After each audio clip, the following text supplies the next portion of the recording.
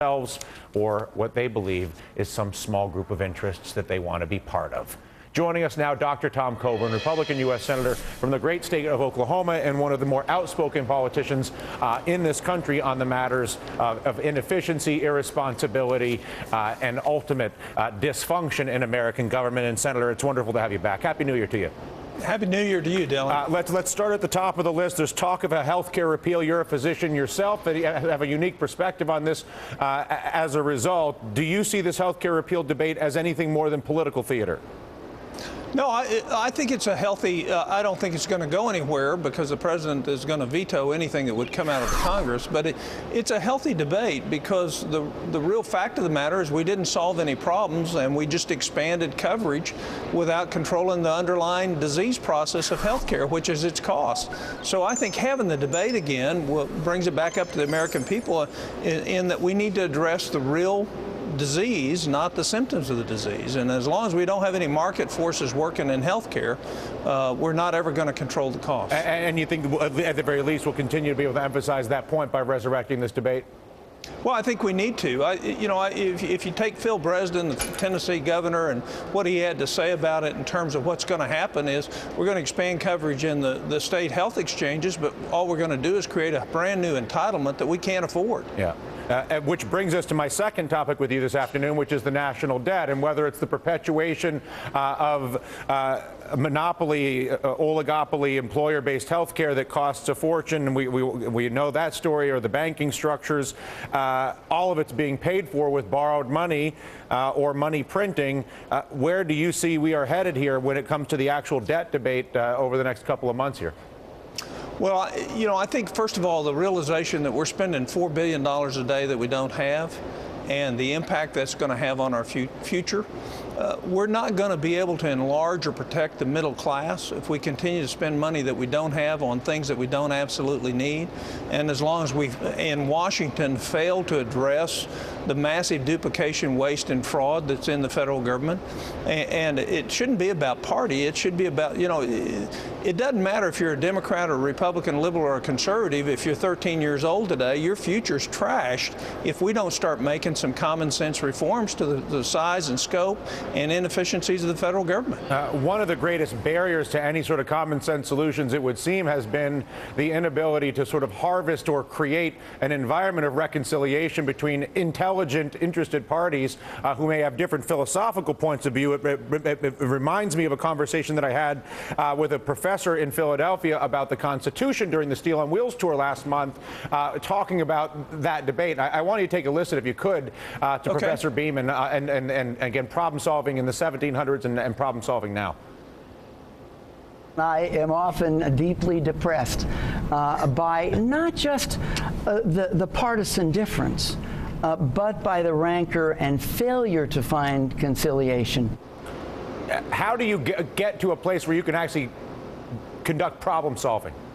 Well, I think two. One is the problem that people are pursuing, in fact, their own positions in their own careers. And I think that's one of the things that's really hurt our country, is that people look forward to doing things to aid the next election rather than to fix the real problems of the country. But I think there's some serious minds up here that recognize the depth of the problem we're in. They recognize the urgency of it. And I think that we can solve it.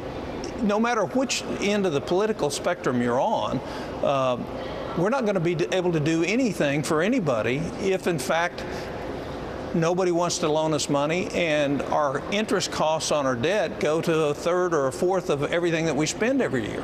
So we've had some good conversations across the aisle before we went home. I think there's a large bipartisan majority in the Senate that wants to truly address the problems. But you have to define what the real problem is. The debt is unsustainable. Where we are today is not sustainable. We cannot continue what we're doing.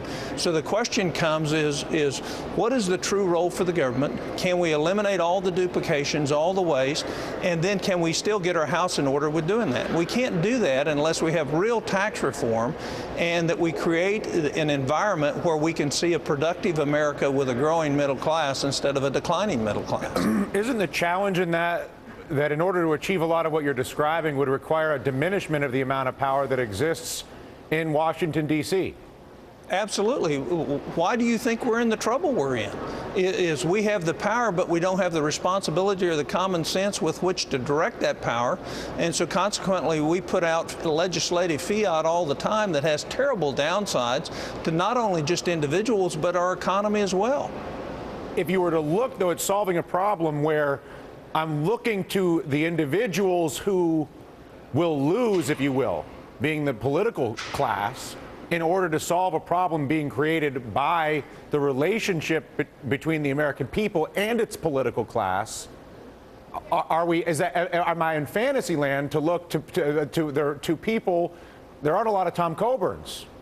Well, I think what you have to do is look at what the oath is when all these new 94 members of the come in this new Congress. Do they stand with their oath to uphold the Constitution and its true meaning, or do they work on a political career? And you can't do both. You're either going to work to solve the problems in front of this country. Hopefully that's why the majority of them came up here. But will they transition from that very noble cause and effort to one of protecting myself to make sure I get reelected? What we need is a bunch of people who don't care if they get reelected, but care enough about our country to make the hard choices to solve the very real problems that we have. And very quickly, you just referenced the Constitution. As a leader in the Senate, how would you advise others who look to the Constitution as a guide for themselves legislatively be used as a document? Should it be used as a literal guide, or should the aspirations of distributed power and freedom that are in that document be used? In other words, how do you differentiate between the intent and the literal interpretation? Well, I think you can use one great example, Dylan, is look at the Commerce Clause and what all our founders said about it, and then look what we've done to trash it. And then look at why we're in the trouble we're in. We've had this expansive role that the federal government can go anywhere it wants to under the basis that we're affecting commerce. And consequently, we've done all these things. We're outside any intent that the federal government would be restrained in its level of government, and that we would empower the states and recognize truly what was intended with the 10th Amendment. And you have that battle, whether it's legislation we're passing or regulations we're passing, the conflict is causing havoc, not just in terms of the federal debt, but in terms of the state debt. Think about the health care. We're going to add 16 million people to Medicaid. It's going to bankrupt every state. And we've done it, and you must. And so what's going to happen is we're going to steal money from education so we can put people in a substandard program and call it health care. I mean, and I'm not picking on the health care. That's just one example that comes to mind. We do it every day. You know, we ought to be about reading the bills. We ought to be making sure that we're solving the real problems, not the symptoms of the problems. We ought to call anybody out when they're first starting to do something from a political base rather than from a policy base that's good for the country in the long term. Whether it's Republican or Democrat. We don't have a whole lot of time, I believe, and I've stated that publicly. I think it's very urgent that we address our needs and that we address it in a way that sends a signal to the international financial community that we get it, that we're going to start living within our means, and we're going to figure out a way to balance our budget and bring down our level of debt to GDP, and the result of that will be a growing prosperity for everybody across this country. Well, listen, from your mouth to the legislative halls of the chamber and chambers that you and your colleagues inhabit, it is an absolute pleasure to see you. Before I let you go, I want to show you a little inspiration. Your true grit beard the last time I saw you while I was on vacation. I grew one myself. I brought a picture for you. Now, when I came back to work, Senator, I told the staff that they could decide whether I'd keep this madness. I don't know if you can see this, but I got the full grizzly, and then I went with the handlebar. What do you think about the handlebar? I think it's fine. I think, you know, whoever invented shaving, a curse be on their house. Yeah, they're out to get us, Senator. Yeah. Have a great afternoon, all right? All right, Dylan, good to see you. Thank you, Senator. Tom Coburn, still ahead here on the DR Show, how our problems in Afghanistan may soon be dwarfed by the trouble simmering in Pakistan. Why the real issue